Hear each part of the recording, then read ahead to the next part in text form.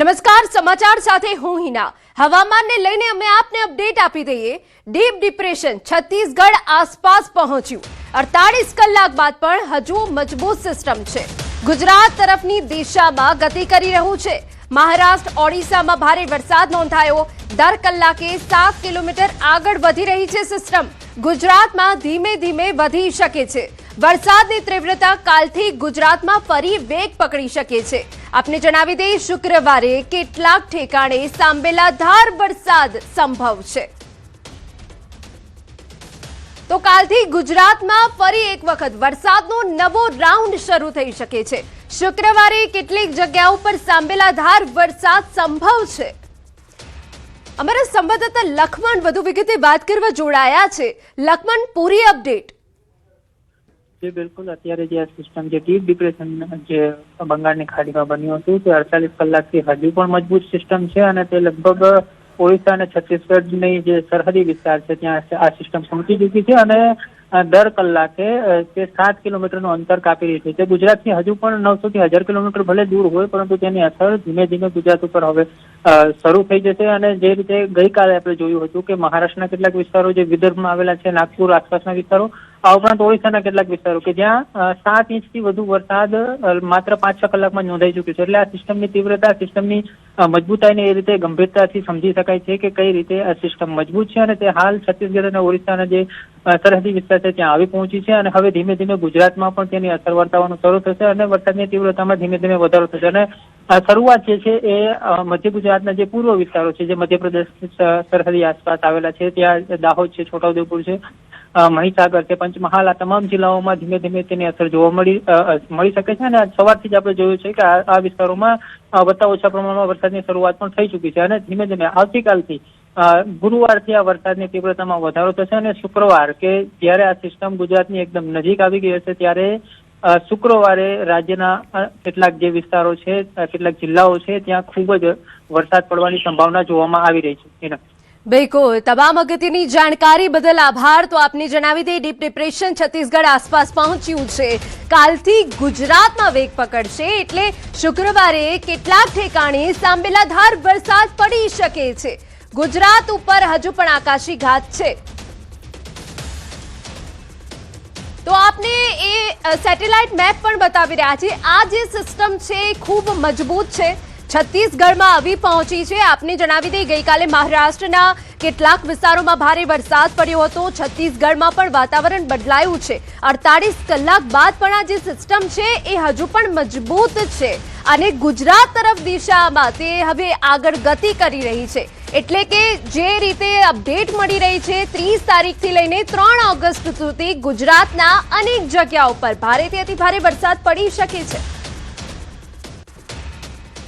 24 કલાકમાં મારફાડ વરસાદનો રાઉન્ડ શરૂ થશે। 4 આગાહીકારોની તરખાટ મચાવતી આગાહી। ઓગસ્ટમાં તો આ ફાટે એવો વરસાદ પડી શકે। 20 ઇંચ વરસાદનો રાઉન્ડ આવી શકે। દક્ષિણ ગુજરાત, સૌરાષ્ટ્રમાં પૂર આવે એવો વરસાદ પડશે। ગુજરાતનો એક પણ જિલ્લો કોરો નહીં રહે। 20 से लेकर 2 अगस्त तक इसमें heavy to very heavy with extremely heavy rainfall का भी वार्निंग है। और सौराष्ट्र कच्छ में जो हैवी रेनफॉल का वार्निंग दिया गया है डे 4 में 31 जुलाई को, इसमें जो डिस्ट्रिक्ट आ रहा है सुरेंद्रनगर, राजकोट, अमरेली और मोरबी के लिए दिया, मोरबी और बोटाट के लिए दिया गया है। ये बारिश का स्थिति, वेरी हैवी रेनफॉल का स्थिति गुजरात रीजन में 2 अगस्त तक चलता रहेगा। आगामी 48 કલાકમાં ગુજરાતના વિવિધ ભાગોમાં હળવા વરસાદ ઝાપટા પડવાની શક્યતા છે। પંચમહાલના ભાગો, મહીસાગરના ભાગોમાં પણ હળવા ભારે વરસાદ, હળવા ક્યાંક વધુ વરસાદી ઝાપટા પડવાની શક્યતા છે। કેટલાક ભાગમાં 4 ઇંચ કે 8 ઇંચ, 10 ઇંચ, તો ક્યાંક કુલ મળીને 20 ઇંચ વરસાદ પણ ખાબકી શકવાની શક્યતા રહેશે। એટલે એક પછી એક સિસ્ટમો આવતા ગુજરાતમાં ઓગસ્ટ માસમાં પણ સારો વરસાદ થવાની શક્યતા રહેશે। વચ્ચે ક્યાંક વરસાદી બ્રેક આવે ત્યારે પિયત વ્યવસ્થા પણ કરવું સારું રહે। 30-31 જુલાઈથી 3 ઓગસ્ટ દરમિયાન પહેલાં તો પૂર્વી ગુજરાતમાં જે મધ્યપ્રદેશને અડીને આવેલા ભાગ છે ત્યાં વરસાદ થશે, મધ્ય ગુજરાતમાં વરસાદ થશે, ઉત્તર ગુજરાતમાં પણ જોરદાર વરસાદ થશે અને દક્ષિણ ગુજરાત સૌરાષ્ટ્રમાં પણ વરસાદ થઈ શકે છે. પશ્ચિમ સૌરાષ્ટ્રમાં અને કચ્છમાં પણ વરસાદ આવી શકે. જો આ સિસ્ટમનો કોઈ ટ્રેક ચેન્જ ન થાય તો એક સારો વરસાદનો રાઉન્ડ 31 જુલાઈથી 3 ઓગસ્ટ વચ્ચે આવી શકે છે. દક્ષિણ ગુજરાતમાં અને મધ્ય ગુજરાતમાં અને ઉત્તર ગુજરાતમાં કોઈક એવા જિલ્લામાં 10 ઇંચથી 15 ઇંચ સુધીનો વરસાદ પડવાની પૂરેપૂરી 100% સંભાવના છે. કારણ કે જે આ વખતનું જે એનો જે મતલબ સ્ફિયર ઝોન છે, જે બધા એની એક્ટિવનેસની જે એની એક્ટિવિટી જે એક ક્લાઉડ ફોર્મેશનની એ બહુ પ્રબળ છે.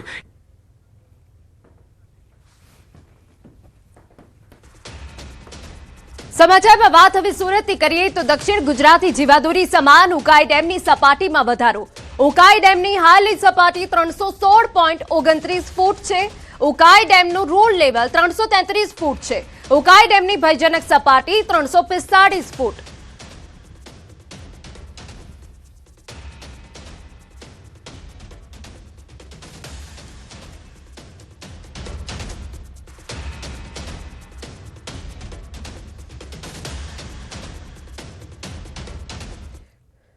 મહત્વના સમાચાર અમદાવાદમાંથી કર્ણાવતી પાસે દીપડાઓ દેખાયા હોવાનો દાવો. દીપડો નહીં શ્વાન હોવાનો ડીસીએફએ ખુલાસો કર્યો છે. એક સ્પષ્ટતા કરવામાં આવી છે. શ્વાન હોવાના દાવા વચ્ચે પણ પાંજરું મુકાયું છે. વન વિભાગે પાંજરું મૂક્યું હોવાની વિગતો અહીંયા મળી રહી છે. તો આપને જણાવી દઈએ, કર્ણાવતી પાસે દીપડો દેખાયો હતો, જેને લઈને એક ભયનો માહોલ હતો. પરંતુ જે વિગતો ડીસીએફ દ્વારા આપવામાં આવી છે, દીપડો નહીં શ્વાન હોવાનો ખુલાસો થયો છે. છતાં તકેદારીના ભાગરૂપે પાંજરું મુકાયું છે. જોવા મળેલ છે અને ત્યાં આપણને જે પ્રમાણેના આપણને આધારભૂત પુરાવા મળી આવેલ છે. એના અનુસંધાને અમે ત્યાં અમારી ટીમો કાર્યરત રાખીને પાંજરાઓ, ટ્રેપિંગ પાંજરાઓને બધું મૂકી અને અમારું હજી સુધી પણ કાર્યરત ટીમો ત્યાં છે. બીજી 3 જગ્યાઓ ત્યાં હજુ સુધી કોઈ પણ એવું પુરવાર થયેલું નથી કે ત્યાં દીપડો આવેલ હોઈ શકે. એ દિવસેની પણ આપણે વિનંતી કરેલી હતી જાહેર જનતાને કે ભયમાં આજે પેનિક કોઈ પણ વસ્તુ દીપડાના પગમાર્ગ તમને જોવા મળે છે તો ઓથેન્ટિક ડિપાર્ટમેન્ટનો સંપર્ક કરો. આ રીતે સોશિયલ મીડિયામાં યા કોઈ પણ રીતે ફેલાવશો નહીં. એકવાર કન્ફર્મેશન મળી ગયા પછી અમારી ટીમો તમામ જગ્યાએ કાર્યરત છે અને અમે એને પહોંચી વળવા માટે અમારી પૂરી તૈયારી પણ છે. તો તમામ જનતાને અમારી ફરી વિનંતી કરીએ છીએ કે જ્યાં પણ કોઈ આવી આ રીતે તમને કોઈ પણ પ્રકારે વન્ય પ્રાણીની અવરજવરના નિશાન યા કોઈ પણ અવશેષ જોવા મળે છે તો તમે તરત વન વિભાગનો સંપર્ક કરો છો. જ્યાર સુધી ઓથેન્ટિક પુરવાર ના થાય ત્યાર સુધી તમે બારી પબ્લિકમાં ક્યાંય સોશિયલ મીડિયામાં પ્લેટફોર્મ ઉપર મૂકશો નહીં, જેથી કરીને પબ્લિકમાં ભયનો માહોલ ના ફેલાય. Okay, thank you. તો ડીસીએફએ એ અપીલ કરી છે કે અફવાઓ પર ધ્યાન ન આપો. શ્વાન હોવા છતાં પણ પાંજરું મુકાયું છે. તકેદારીના ભાગરૂપે હજુ પણ વન વિભાગની ટીમો કાર્યરત છે અને સતત સંપર્કમાં છે એ વિસ્તારમાં હજુ પણ વન વિભાગની ટીમો કાર્યરત છે તેવી વિગત આપવામાં આવી છે. પરંતુ કર્ણાવતી પાસે દીપડો દેખાયો હતો તેવી વાત વહેતી થઈ હતી, પરંતુ ડીસીએફની સ્પષ્ટતાથી લોકોને રાહત થઈ છે. ગુજરાતીઓ માટે વાઘને લઈને ખુશીના સમાચાર. વાઘે ગુજરાતમાં વિસ્તાર વધાર્યો. દાહોદ બાદ છોટાઉદેપુરમાં વાઘનું બીજું ઘર. છોટાઉદેપુર જિલ્લામાં વાઘ આંટા ફેરા મારતો કેદ થયો. વિવિધ વિસ્તારમાં વાઘ ચક્કર મારતો કેદ થયો. રાજ્યના 2 જિલ્લાની હદમાં વાઘ હોવાની પુષ્ટિ થઈ છે. છોટાઉદેપુર અને દાહોદની હદમાં વાઘ હોવાની પુષ્ટિ થઈ. છેલ્લા 17 માસથી વાઘ હોવાનો વન વિભાગે દાવો કર્યો છે. છોટાઉદેપુરના જોજ, રતનમહાલ, કેવડી, કુંડલ સહિત વિસ્તારમાં વાઘ હોવાનો દાવો કરાયો છે. દાહોદથી છોટાઉદેપુરના 120 કિલોમીટર વિસ્તારમાં નર વાઘના આંટા ફેરા છે. 22 એપ્રિલ 2025ના રોજ રતનમહાલમાં વાઘ દેખાયો હતો. વન વિભાગે સ્થાનિકોને સાવચેતી રાખવા અપીલ કરી. હાલ ચોમાસામાં જંગલમાં મોનિટરિંગ કરવું કઠિન, છતાં વન વિભાગની કેમેરા ટ્રેપિંગ દ્વારા સતત નજર રાખવામાં આવી રહી છે. અમારા સંવાદદાતા સહેજાબ વધુ વિગતે વાત કરવા જોડાયા છે. સહેજાબ, એક તો ગુજરાત માટે આ ખુશીના સમાચાર છે. વન વિભાગ કેવી રીતે સતર્ક બન્યું છે, પૂરી અપડેટ. જી હિના, ખાસ કરીને આજે નેશનલ ટાઈગર ડે પણ છે અને ગુજરાતની અંદર ટાઈગરનું આગમન એને છોટાઉદેપુર વન વિભાગે પુષ્ટિ કરી છે કે છોટાઉદેપુરનો જે કેવડીનો વિસ્તાર છે કે જ્યાં ટ્રેપ કેમેરાની અંદર જે વાઘ છે તે જોવા મળ્યો છે અને ખાસ કરીને દાહોદ અને કેવડી છોટાઉદેપુરના 2 જિલ્લાની અંદર સરહદે 120 કિલોમીટરના એરિયાની અંદર આ વાઘ છે તેના આટાફેરા વાગી રહ્યા છે. છેલ્લા મહિનાથી આમ તો વાઘ હતો તેની વાત હતી, ત્યારે આજે તેના ફોટા પણ સામે આવ્યા છે. છોટાઉદેપુરના જે ટ્રેપ કેમેરાની અંદર આ તમામ જે ફોટા છે તે સામે આવ્યા છે અને વન વિભાગ તરફથી તમામ પ્રકારના સૂચનો પણ લોકોને આપવામાં આવે છે કે જે આ જે વાઘ છે તેઓ આ વિસ્તારની અંદર આવે તો લોકોએ તેને અનગત કરવું નહીં અને આ જે વાઘ છે તેના માટે પીવાના પાણીની તમામ વ્યવસ્થા જે છે હાલ તો વન વિભાગ તરફથી કરવામાં આવી રહી છે. આમ તો જે કેવડીનો વિસ્તાર છે જંગલ વિસ્તાર છે, જંગલ વિસ્તારની અંદર કેટલાક સમયથી વાઘ આવવાની વાત હતી, પરંતુ આજે સ્પષ્ટપણે જે ફોટા જે છે સામે આવ્યા છે અને છોટાઉદેપુરના જંગલની અંદર વાઘ આવતા આજે ગુજરાતની ગૌરવની વાત છે અને આજે નેશનલ ડે ના દિવસે પણ જ્યારે ફોટાની અંદર સામે આવ્યો છે ત્યારે આ વિસ્તારના લોકોની અંદર પણ ખુશી છે. સાથે સાથે લોકોને પણ વન વિભાગ સાવચેત રહેવા માટે અપીલ કરે છે. જી હિના. બિલકુલ, આભાર તમામ વિગતો બદલ. સમાચારમાં વાત હવે સુરતની કરીએ તો શિક્ષક દ્વારા વિદ્યાર્થીને માર મારવાનો મામલો. નગર શિક્ષણ સમિતિના પ્રમુખનું નિવેદન સામે આવ્યું. સામાજિક આગેવાની વાલી અને શિક્ષક વચ્ચે સમાધાન કરાવ્યું. શિક્ષકે ગુસ્સામાં માર માર્યો તે અયોગ્ય. વિદ્યાર્થીને વાલનો પ્રોબ્લેમ હોવાથી વાલીએ જાણકારી આપી હતી. વિદ્યાર્થી 120 નંબરની શાળામાં અભ્યાસ કરતો હતો પણ 42 નંબરની શાળામાં જઈને બેસી જતો હતો. શિક્ષણ સમિતિ દ્વારા નિરીક્ષકની ટીમ મૂકી તપાસ કરાશે. ત્યારબાદ શિક્ષક સામે કડક કાર્યવાહી પણ કરવામાં આવશે. કોઈ સામાજિક આગેવાન દ્વારા વાલી અને શિક્ષકનું સમાધાન કરાવવામાં આવ્યું હતું. શિક્ષકોએ પણ માફી માંગી હતી, પરંતુ એ વિદ્યાર્થી જે 160 નંબરની શાળામાંથી 42 નંબરની શાળાની અંદર બાલવાટિકામાં જઈને અવારનવાર બેસી જતો હતો. ટીચરે ઘણું સમજાવ્યું તો પણ એ વિદ્યાર્થી જીદ કરીને ત્યાં જ જતો હતો. એને કારણે શાળામાં જે શિક્ષક હતા, મેઇન શિક્ષક, તે ટ્રેનિંગ માટે ગયા હતા અને સાથી શિક્ષક દ્વારા આ બાળકને મારવામાં આવ્યો એવી જાણકારી મને મળી હતી. શિક્ષક હોય તો 80 કે 90 વિદ્યાર્થીઓને હેન્ડલ કરતા હોય ને એમાં કદાચના પેલા શિક્ષકને ગુસ્સો આવ્યો હોય અને એને બાળકને માર્યો છે. ખરેખર આ યોગ્ય નથી. નાના બાળકને સમજાવીને કોઈ પણ રીતે એને બેસાડવો જોઈએ ક્લાસમાં. આવી રીતે શિક્ષક ગુસ્સો કરે એ યોગ્ય ના કહેવાય. સમાચારમાં આગળ વધીએ. પાવાગઢ જતા ભક્તો માટે આ સમાચાર છે. પાવાગઢ ખાતે રોપવે સેવા 5 દિવસ બંધ રહેશે. 3 ઓગસ્ટથી 8 ઓગસ્ટ સુધી રોપવે સેવા બંધ રહેશે. મેન્ટેનન્સ કામગીરીને લઈને રોપવે સેવા બંધ.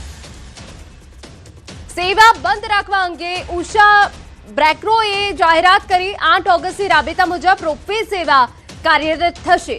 મેન્ટેનન્સના કારણે રોપવે સેવા 5 દિવસ માટે બંધ કરવામાં આવી છે. ખાસ જે શ્રદ્ધાળુઓ છે જે પાવાગઢ જવાનો પ્લાન કરી રહ્યા છે તેમના માટે આ ખાસ સમાચાર છે. આપને જણાવી દઈએ કે 5 દિવસ રોપવે સેવા બંધ રહેવાની છે. 3 ઓગસ્ટથી 8 ઓગસ્ટ સુધી રોપવે સેવા બંધ છે. મેન્ટેનન્સ કામગીરીને લઈને આ સેવા બંધ રાખવામાં આવી છે અને સાથે એવી વિગત છે કે 8 ઓગસ્ટથી રાબેતા મુજબ રોપવે સેવા કાર્યરત થશે. અમારા સંવાદદાતા રાજેશ વધુ વિગતે વાત કરવા જોડાયા છે. રાજેશ, પૂરી અપડેટ. ચોક્કસ, પાવાગઢ ખાતે હાલ માતાજીના દર્શન માટે રોપવે સેવા એક મહત્વનું ભાગ ભજવતું હોય છે અને જે શ્રદ્ધાળુ હોય છે, જે ઉંમરલાયક શ્રદ્ધાળુ હોય છે, સાથે જે અન્ય વિકલાંગતા ધરાવતા શ્રદ્ધાળુ હોય છે તેઓ માટે મંદિરે પહોંચવા માટે ઉષા બ્રેકો એક સરળતાથી માતાજીના દર્શન કરાવતું હોય છે. પરંતુ ઉષા બ્રેકો દ્વારા વર્ષમાં 2 વાર મેન્ટેનન્સ કરવામાં આવતું હોય છે અને મેન્ટેનન્સના ભાગરૂપે સેવા બંધ કરવામાં આવતી હોય છે. એવી જ રીતે આગામી 3 ઓગસ્ટથી 8 ઓગસ્ટ સુધી ઉષા બ્રેકો દ્વારા જે રોપવેની સેવા છે તે બંધ રાખવામાં આવશે અને 8 ઓગસ્ટથી રાબેતા મુજબ સેવા શરૂ કરવામાં આવશે. જેથી જે હાલ અશક્ત કે દિવ્યાંગ કે અન્ય જે ભક્તો છે તેઓ માટે માતાજીના દર્શન કરવા માટે જો પાવાગઢ આવવું હોય તો પગથિયા મારફતે જવું પડે એ પ્રકારની પરિસ્થિતિનું નિર્માણ છે. 2200 જેટલા પગથિયા ચડીને પાવાગઢ મંદિર સુધી પહોંચી શકાય છે. પરંતુ અશક્ત કે દિવ્યાંગ કે જે ઉંમર લાયક છે તેઓ માટે હાલ પૂરતા માતાજીના દર્શન માટે જો આયોજન કરવું હોય તો આ ખાસ સમાચાર તેઓ માટે છે. જી બિલકુલ, આભાર તમામ વિગતો બદલ. આજે સમગ્ર ગુજરાતમાં ગુરુ પૂર્ણિમાનો પાવન પર્વ શ્રદ્ધા ભક્તિ અને ગુરુ વંદનાના ભાવ સાથે ઉજવાઈ રહ્યું છે. યાત્રાધામોથી લઈને આશ્રમો અને મંદિરો સુધી વહેલી સવારથી જ ભક્તોનું ઘોડાપુર ઉમટી પડ્યું છે. રાજ્યના મુખ્યમંત્રી ભૂપેન્દ્ર પટેલે પણ ગુરુ પૂર્ણિમાના અવસરે રાજ્યના નાગરિકોને શુભેચ્છાઓ પાઠવી. સીએમએ અરવલ્લીના શામળાજી નજીક લુસડિયા ખાતે સંત સુરમલ દાસજીની સમાધિએ દર્શન કરી આશીર્વાદ મેળવ્યા. રાજ્યની સુખાકારી, શાંતિ તથા સમૃદ્ધિ માટે પ્રાર્થના કરી. તેઓએ શામળાજી મંદિરે પણ ભગવાન શામળિયાના દર્શન કર્યા. યાત્રાધામ શામળાજીમાં વહેલી સવારથી ભગવાન શામળિયાના દર્શન માટે ભક્તોની લાંબી કતાર જોવા મળી. રાજકોટના રણછોડદાસ આશ્રમમાં પણ ગુરુ પૂર્ણિમાની ભક્તિમય ઉજવણી થઈ. મોટી સંખ્યામાં ભક્તોએ ગુરુદેવના દર્શન કરી આશીર્વાદ મેળવ્યા. જ્યારે રક્ષાપોથી બાંધવાના ધાર્મિક વિધિમાં પણ ભાવિકો ઉત્સાહભેર ભાગ લીધો. આ તરફ સૌરાષ્ટ્રના પ્રસિદ્ધ યાત્રાધામ વીરપુરમાં પૂજ્ય જલારામ બાપાના દર્શન માટે દેશ વિદેશમાંથી ભક્તિ સાથે ભાવિકો ઉમટી પડ્યા. આ સાથે પૂજ્ય ભોજલરામ બાપાની સમાધિનું વિધિવત પૂજન કરવામાં આવ્યું. મહેસાણાના ઊંઝા ઉમિયાધામમાં પણ મા ઉમિયાના દર્શન માટે ભક્તોનું ઘોડાપુર ઉમટી પડ્યું. તો ભાવનગરના બગદાણા આશ્રમમાં ગુરુ બજરંગદાસ બાપાના દર્શન, ગુરુપૂજન, ધ્વજારોહણ અને મહાપ્રસાદ જેવા કાર્યક્રમો ભક્તિભાવથી યોજાયા. ખેડાના ડાકોરમાં રાજા રણછોડરાયના દિવ્ય શણગારના દર્શન કરવા ભક્તોની લાંબી કતાર લાગી. જ્યારે અમદાવાદના જગન્નાથ મંદિરમાં વ્યાસ પૂજન, પાદુકા પૂજન, ભજન કીર્તન અને મહાપ્રસાદના આયોજન સાથે ગુરુ પૂર્ણિમાની ભવ્ય ઉજવણી કરવામાં આવી.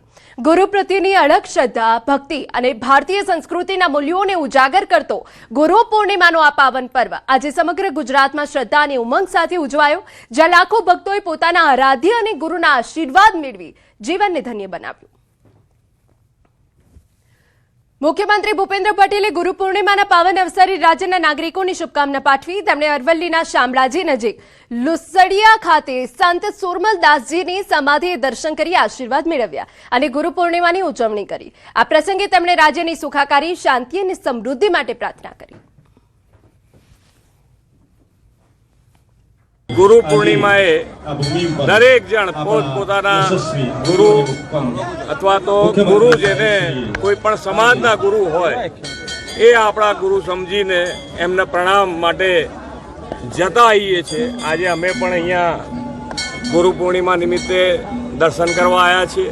આ ખૂબ મોટી આસ્થાનું કેન્દ્ર છે કે લોકો અંગ્રેજ વખતથી અહીંયા આગળ સંતો જેને કહેવાય કે પરીક્ષા આપી અને ઉત્તીર્ણ થયેલા ગુરુ છે, એટલે અમે પણ એમના ચરણોમાં શીશ ઝુકાયું છે અને ગુજરાતની સુખ, શાંતિ અને સમૃદ્ધિ વધે એવી પ્રાર્થના છે. લુસડિયા બાદ મુખ્યપ્રધાન પહોંચ્યા શામળાજી. મુખ્યમંત્રી ભગવાન શામળિયાના દર્શન કર્યા. મંદિર ટ્રસ્ટ દ્વારા ખીસ પહેરાવી સ્વાગત કરાયું. ભગવાન શામળિયાના દર્શન કરી ધન્યતા અનુભવી. દીવ દમણ પ્રશાસક પ્રફુલભાઈ પટેલ પણ તેમની સાથે હાજર રહ્યા. તો આ તસવીરો બતાવી રહ્યા છે કે જ્યાં ભગવાન શામળિયાના દર્શન કરી ધન્યતા અનુભવી હતી.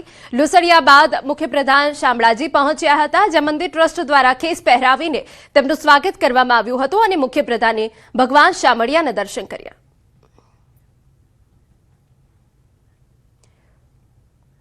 રોકાઈએ નાનકડા વિરામ માટે.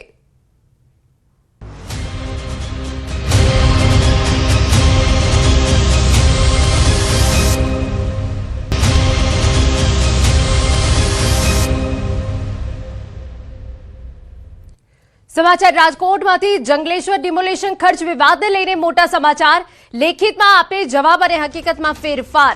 પાણીની બોટલો સપ્લાય કરનાર ઉમિયાજી મંડપ સર્વિસના સંચાલકને બિલ મળી ગયું હોવાની કબૂલાત. રેટ કોન્ટ્રાક્ટ આધારિત મનપા દ્વારા પૈસા ચૂકવ્યા હોવાની કબૂલાત. બીજી તરફ જનરલ બોર્ડમાં કોંગ્રેસના કોર્પોરેટર દીપ્તિ સોલંકીએ પૂછેલા પ્રશ્નના જવાબમાં મનપાએ પાણીના રૂપિયા ચૂકવ્યા નહીં હોવાનું સામે આવ્યું. આખરે સાચું કોણ, પૈસા ચૂકવનાર કે પૈસા મેળવનાર? ડિમોલેશન ખર્ચના કથિત કૌભાંડ સામે આવ્યા બાદ ઢાક પીછોડો કરતી મનપા. બજારમાં હોલસેલ રેટ પર 2 રૂપિયામાં મળતી પાણીની બોટલ વર્ષોથી મનપા 8 રૂપિયામાં ખરીદી કરી રહી છે. આખરે જનતાના ટેક્સના પૈસાનો વેડફાટ ક્યારે અટકશે તેને લઈ સવાલ.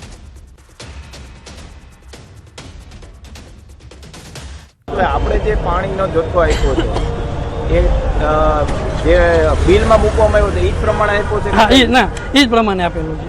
અને આ જે તમારો કોન્ટ્રાક્ટ છે 2023 ની આપ વાત કરો છો, તો ક્યાં સુધી આ કોન્ટ્રાક્ટ હાલતો? અને ફેબ્રુઆરીમાં ડિમોલેશન હતું તો ત્યારે તમારો હા, એટલે મારો કોન્ટ્રાક્ટ પતી ગયો હતો પણ ટેન્ડરના નિયમ પ્રમાણે એમાં લખેલું હોય છે જ્યાં સુધી નવી કંપની ન ઈ જાય, નવું ટેન્ડર ન બને ત્યાં સુધી ફરજિયાત તમારે સર્વિસ દેવી પડે. એટલે નવું ટેન્ડર એ ટાઈમમાં પડ્યું નહોતું અને નવા ટેન્ડરની પ્રોસિજર ચાલુ હતી. અત્યારે પડી ગયું છે. હવે લગભગ સમથિંગ 8 અઠવાડિયા કે 15 દિવસમાં ફેરફાર આવશે. જે કંઈ આ બિલ ચૂકવાઈ ગયું છે, આ બિલ મળી ગયું છે. અમારા સંવાદદાતા અંકિત વધુ વિગતે વાત કરવા જોડાયા છે. અંકિતા, આખી મામલામાં સત્યતા શું છે? શું બિલ ચૂકવી દેવામાં આવ્યું છે? ચોક્કસથી વાત કરવામાં તો જંગલેશ્વર વિસ્તારમાં કે જ્યાં ડિમોલેશન થયું હતું ગત ફેબ્રુઆરી મહિનામાં, તે વોર્ડ નંબર 16 ની અંદર આવે છે ને. વોર્ડ નંબર 16ના જે મહિલા કોંગ્રેસના કોર્પોરેટર છે દીપ્તિબેન સોલંકી, તેમને ગત 20 જુલાઈ 2026ના રોજ જનરલ બોર્ડની અંદર પ્રશ્ન પૂછ્યો હતો. પ્રશ્નની અંદર તેમને સ્પષ્ટપણે જણાવ્યું હતું કે મેગા ડિમોલેશન થયેલ તમામ પ્રકારના ખર્ચાની વિગત આપવી, ચૂકવેલા નાણાંઓની યાદી તેમજ ચૂકવવાના બાકી રહેતા હોય તે પણ નાણાંઓની યાદી છે તે જનરલ બોર્ડ સમક્ષ રજૂ કરવી, મંડપ સર્વિસના રેટ કોન્ટ્રાક્ટરની પણ વિગતો આપવી અને આ બાબતમાં પીવાના પાણીની વ્યવસ્થા સ્થળ ઉપર જ પૂરી પાડવામાં આવી હતી અને જે પરત્વે કુલ 22,92,096 રૂપિયા જેટલો ખર્ચ થયો હોવાનું ટાઉન પ્લાનિંગ વિભાગના જે આરડી પરમાર નામના અધિકારી છે તેમણે લેખિતમાં જવાબ આપ્યો છે. સાથોસાથ તેમાં લખ્યું છે કે તમામ ખર્ચ ચૂકવવાનો બાકી છે. પરંતુ જ્યારે ન્યૂઝ 18 ગુજરાતી દ્વારા જે રેટ કોન્ટ્રાક્ટથી પાણી પૂરું પાડનારા શૈલેષ દેસાઈ કે જે ઉમિયાજી મંડપ સર્વિસના સંચાલક છે તેમની સાથે વાતચીત કરી ત્યારે તેમનું કહેવું હતું કે વર્ષ 2023થી પોતે રેટ કોન્ટ્રાક્ટના માધ્યમથી મહાનગરપાલિકામાં પીવાના પાણીની વ્યવસ્થા છે તે પૂરી પાડી રહ્યા છે. 8 રૂપિયામાં તેઓ પીવાનું પાણી છે તે મહાનગરપાલિકાને સપ્લાય કરે છે અને જંગલેશ્વરની અંદર તેમણે જે પીવાનું પાણી પૂરું પાડ્યું હતું તે તમામના રૂપિયા તેમને મળી ગયા હોવાની કબૂલાત છે તે શૈલેષ દેસાઈ દ્વારા આપવામાં આવી છે. આમ એક તરફથી પૈસા મેળવનાર વ્યક્તિ કહી રહ્યો છે કે મહાનગરપાલિકા દ્વારા મને પૈસા ચૂકવી દેવામાં આવ્યા છે. બીજી તરફ જે પૈસા ચૂકવનાર એટલે કે મહાનગરપાલિકા પોતે છે તેમના દ્વારા જનરલ બોર્ડની અંદર જે લેખિતમાં જવાબ આપવામાં આવ્યો છે તેમાં પીવાના પાણીનો જે તમામ ખર્ચ એટલે કે જે અંદાજિત 23 લાખ રૂપિયા થાય છે તે ચૂકવવાનો બાકી હોવાનું સત્તાવાર રીતે લેખિતમાં જણાવવામાં આવ્યું છે. બિલકુલ. અંકિત, અહીંયા એક સૌથી મોટો સવાલ એ થાય કે શું મનપા ભીનું સંકેલવાનો પ્રયાસ કરી રહી છે? ચોક્કસથી ભીનું સંકેલવાનો પ્રયાસ કરી રહી હોય તેવું લાગી રહ્યું છે, કારણ કે જે કથિત કૌભાંડ જે સામે આવ્યું જંગલેશ્વર ડિમોલેશન ખર્ચને લઈને અને ત્યારબાદ તપાસ સમિતિની રચના કરવામાં આવી. અંકિત, બિલકુલ આપની પાસેથી વિગત લઈશ. દીપ્તિબેન અમારી સાથે જોડાઈ ગયા છે, કોર્પોરેટર છે. દીપ્તિબેન, આપની પાસેથી હકીકત જાણવી છે, બિલ ચૂકવી દેવાયું છે કે પછી બાકી છે? મેં કોર્પોરેશનમાં એવા સવાલ પૂછેલા હતા.